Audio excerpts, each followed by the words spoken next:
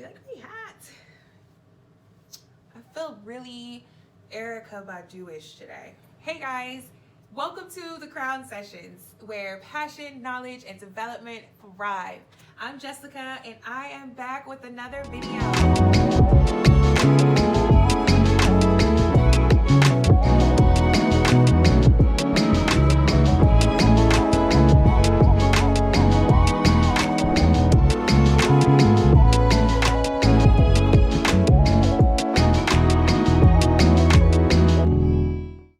Today is part 3 of planning to start your own business.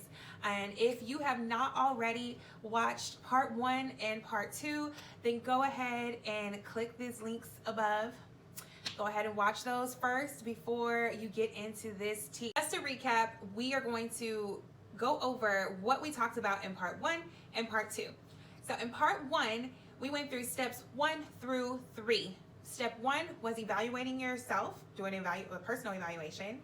Step 2 was analyzing your industry. And step 3 was evaluating your target audience. In part 2, we talked about step 4 and 5. So step 4 was making your business legit, and step 5 was doing the planning process, and that is making your business plan. Today, we are going to discuss steps 6 through 8. So let's get into it. I need you to stop and get a notebook and a pen, because I'm going to be dropping some real knowledge today, and I want to make sure that you're retaining everything that I'm giving you. You also need to go ahead and like, subscribe, and turn on your post notifications, because school is in session. Step 6, get financed. Super important, because you can't do anything unless you got your money in order, okay? Getting financed is one of those steps that is a little bit harder for some.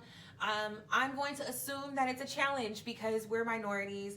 Minority women are our target audience. And so for us, especially women and minorities, it's a little bit harder for us to get funding for our projects. And so there's multiple ways to get capital for your business.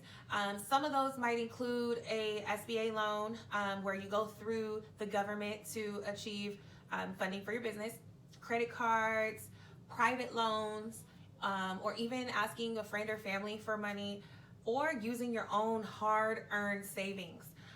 For me, what I did was a combination of two things. One was using some of my savings, which I didn't have much, and then 2, one of the things that I learned that I truly do value out of all of my experiences in dipping my toe and being a Jess of all trades is learning how to ask for money. And I knew I didn't want this high interest loan. I'm gonna be real with you, my credit was not where I needed it to be going after a credit card or a small business loan. So I had to figure out a creative and non-conventional way to get the funds that I was looking for to start my business. I did my business plan, and in doing my business plan, I was able to determine how much money I needed to start my business. And that was $66,750.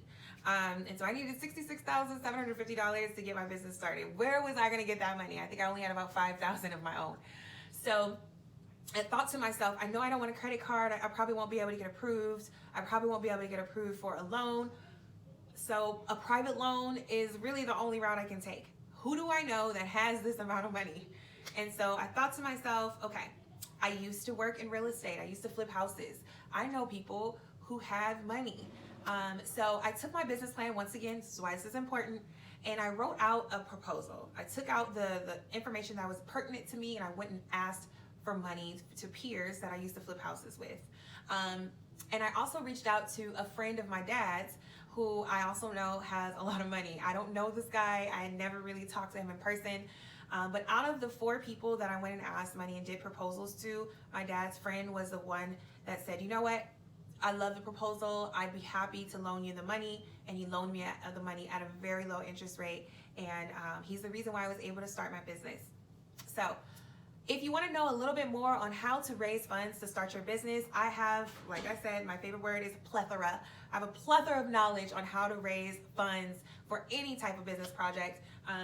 Let me know in the comments if that's some information that you guys are interested in knowing, and I can definitely go deeper on how to do so.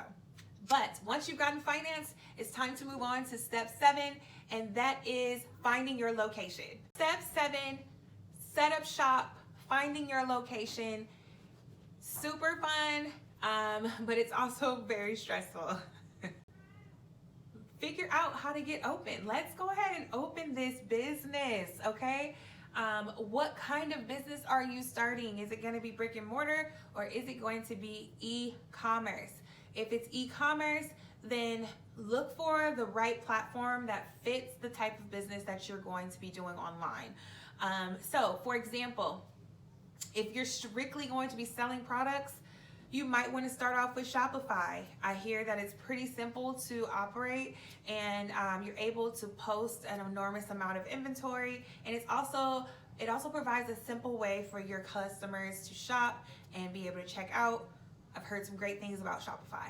If you're starting a subscription business, then you want to go ahead and find an online platform that works for subscriptions and memberships, and holding some of that digital product that you're looking to sell. So yeah, make sure you have the right platform, and don't be cheap. Spend the money on the platform that's going to provide you all of the elements you need to really offer an amazing experience for your consumer.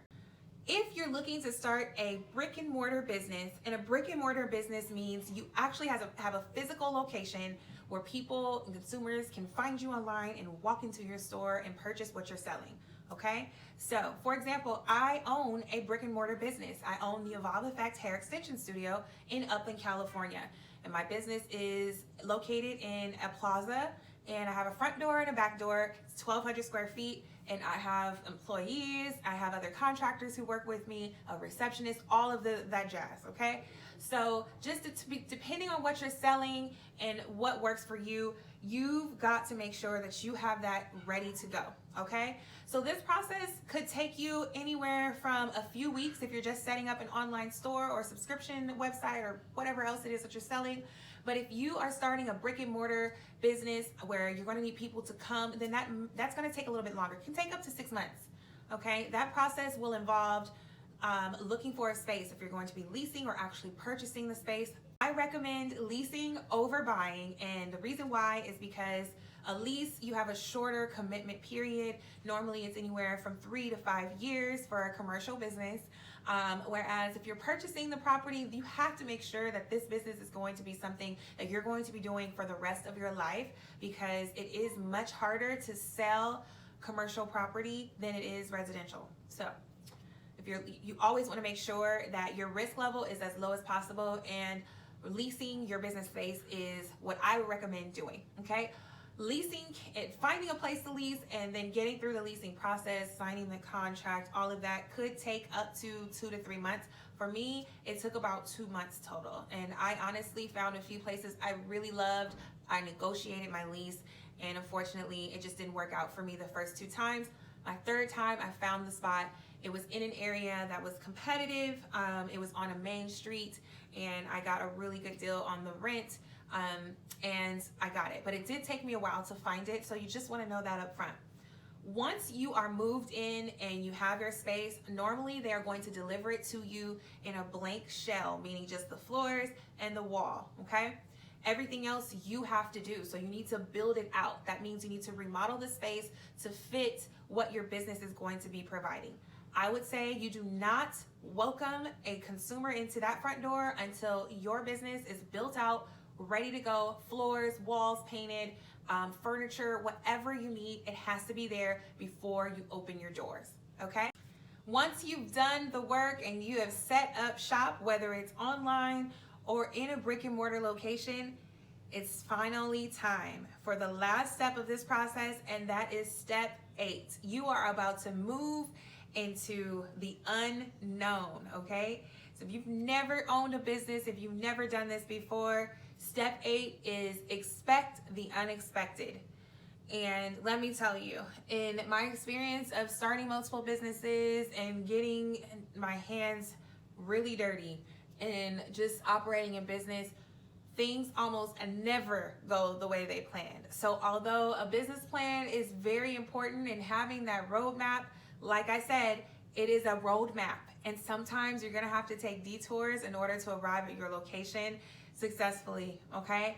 So expecting the unexpected may mean that you just need to go into this process with a positive attitude and just know that things are going to come up.